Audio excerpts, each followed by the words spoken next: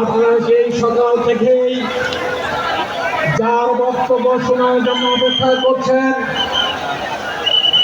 তিনি হলেন মানবিক বাংলাদেশ গড়ার কারিগর